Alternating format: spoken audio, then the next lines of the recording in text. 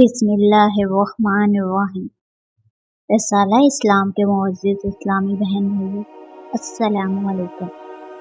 अल्लाह की तरफ से ऐसी सज़ाएं हमें मिल रही होती हैं कि जो हमें महसूस ही नहीं होती। आइए इनके बारे में जानते हैं। किसी शागिर्द ने अपने उस्ताद से कहा, हम रात दिन अल्लाह ताला की नाफरमानी करते हैं मगर अल्लाह ताला हमें सज़ाएं नहीं देता।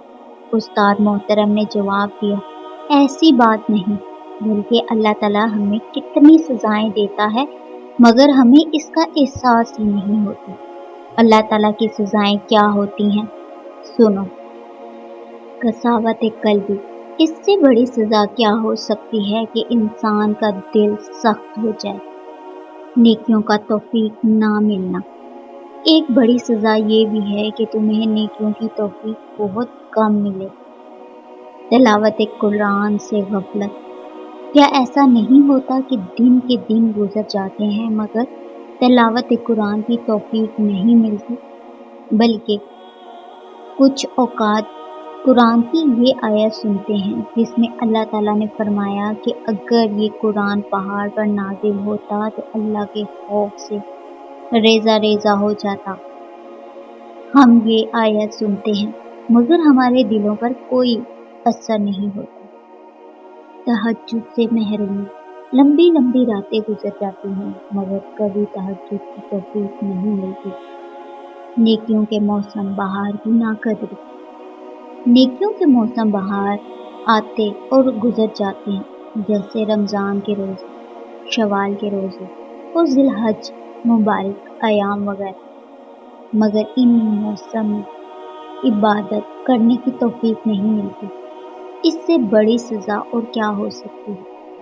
इबादत को बोझ महसूस करना, या तुम इबादत को बोझ नहीं महसूस करते।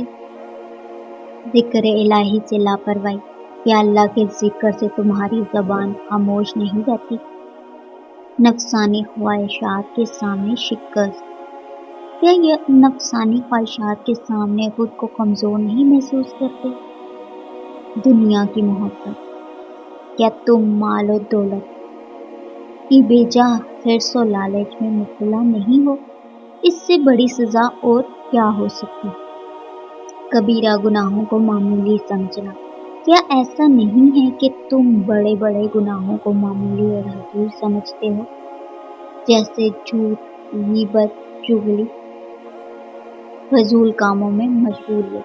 क्या बेशतर औकात तुम फजूल और लापरवाह यानी चीज़ों में मशगूल नहीं रहते।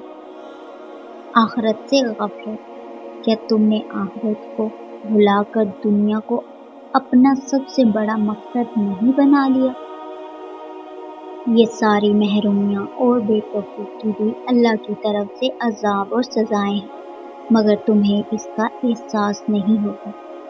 याद रखो, अल्लाह ताला का ये बहुत मामूली अजाब है जिसे हम अपने मालो, औलाद और सेहत में महसूस करते हैं, और हकीकी अजाब और सबसे ख़तरनाक सज़ा वो है जो दिल को मिलती है।